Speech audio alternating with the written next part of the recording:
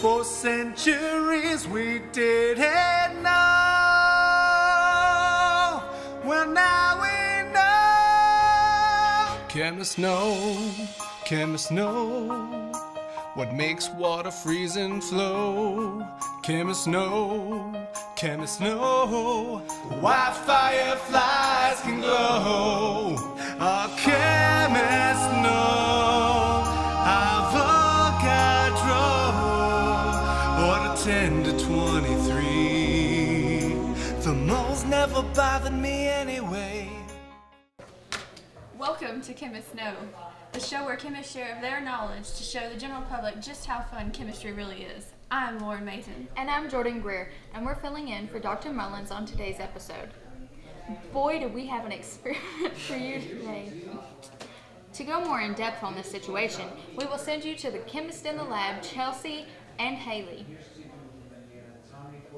Thank you, Lauren and Jordan. As mentioned, we have been working on a major experiment to determine chemical formulas. One of our main focuses was to determine the water of hydration in a copper chloride hydrate sample. To determine the hydration, the chemists first determined the mass and moles of copper and chlorine.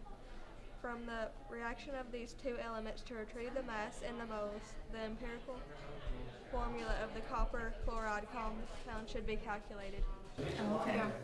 Before our two lab chemists continue, there is a viewer advisement to some background knowledge. Modern atomic theory fundamental component is the law of definite proportions, which states that the mole ratios of elements in a compound will be small whole numbers. The empirical formula of a compound is the whole number mole ratio. The general formula for the compound is CuXClYZ hydrate. The name is copper chloride hydrate.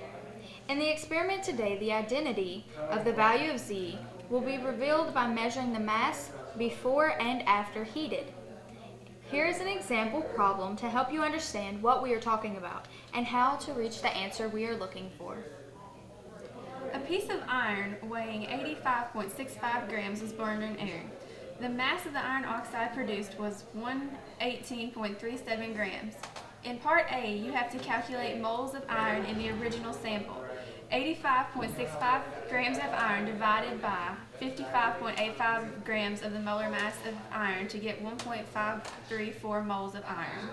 In part B, calculate the mass of the oxygen in the iron oxide. 118.37 grams iron oxide, subtract 85.65 grams iron, which leaves 32.72 grams of oxygen. In part C, then you calculate the moles of the oxygen in the iron oxide. You take your original 32.72 grams oxygen and divide it by 16 grams molar mass of oxygen to get 2.045 moles oxygen. In part D, you have to divide the moles of oxygen by the moles of iron. 2.045 moles divided by 1.534 moles of iron, which equals 1.33. Then in part E, to determine the formula from the iron oxide, you take the moles of oxygen, 2.045 divided by 1.534 equals 1.33, multiplied by 3 to equal 4. To get iron, you divide 1.534 moles by 1.534 moles to get 1.00 times 3 equals 3. Therefore, the formula of the iron oxide is Fe3O4. Another important process to know is how to calculate the percentage of mass. Chemists face this situation all the time in the lab. An example of this is a heated sample of the 2.45 gram hydrated iron chloride. After it is heated, the anhydrous iron chloride has a mass of 1.47 grams. To calculate the mass of the water in the hydrated compound, we first subtract 1.47 grams from 2.45 grams to get the amount of water left, which just happens to be 0.980 grams. Then we took the 0.980 grams and divided it by the beginning weight of 2.45 grams. The result of this calculation was 0.400. You multiply that by 100 to get the percentage of 40. Now, back to Haley and Chelsea to continue with the procedures we will need to take to reconstruct this experiment. Procedure time! Now it's procedure time. It is extremely important to wear goggles at all times. Ow, my eyes! Please prevent this from happening to you when you wear the goggles. Be sure to measure and record the mass of a dry, clean crucible without cover. Obtain about 1 gram of unknown copper chloride hydrate and place it in the crucible. Break up large pieces with a spatula. Measure and record mass of the crucible with the compound. Set up a ring, stand, ring, and clay triangle. Please place the crucible on the clay triangle. Set up a lab burner. Adjust the burner to a small flame after igniting away from the crucible. Move the burner flame slowly back and forth under the crucible to gently heat the sample. Do not overheat.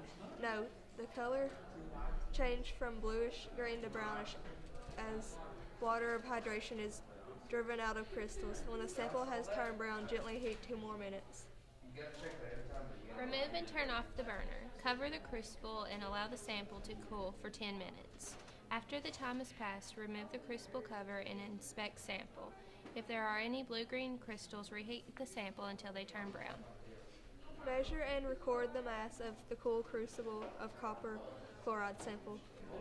Transfer the brown solid to a clean 50 milliliter beaker.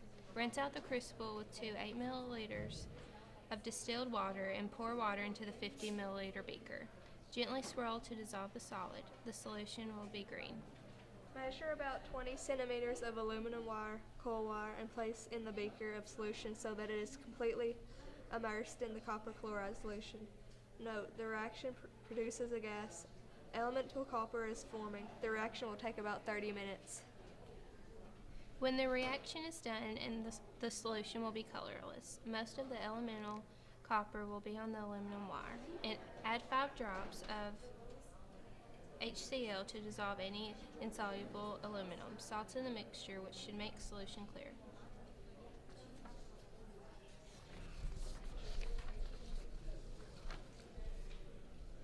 With glass stirring rod, scrape off as much as copper as possible from the aluminum wire. Slide the wire up the wall of the beaker and out of the solution with the glass stirrer. Rinse any of the remaining copper with distilled water. If any copper refers to wash off, use 1 or 2 more drops of HCl. Put aluminum wire to the side. Collect and wash copper produced in reactions. Set up a gravity filtration system. Obtain a piece of filter paper. Record mass. Place filter paper inside and pour in solution. Use distilled water to wash copper into the filter paper. Let the solution filter until it stops dripping. Then add 10 milliliters of 95% ethanol to copper on the filter. Wait until the solution has been completely filtered through. Then record the mass of the watch glass and transfer the copper and filter paper to the watch glass. Then let the watch glass and filter paper dry. So now we have to wait. And then record the mass of the watch glass, filter paper, and copper after dry. Make sure at the end of the procedure to place the copper, aluminum wire, and filtered liquid in the collection vessels as directed by the lab instructor. Well, that all sounds fun. And since the experiment is over, it may be safe to take your goggles off, isn't it? Anyways, on to the conclusion. The experimental formula was slightly different from the actual formula. Yes, it was, Jordan. The actual was CuCl2 with 2 H2O, where the determined experimental formula was CuCl2H2O. The main reason for this difference was the calculated moles were slightly smaller than the actual moles present. This may have been due to an error somewhere in measuring the mass of the objects or miscalculations of data.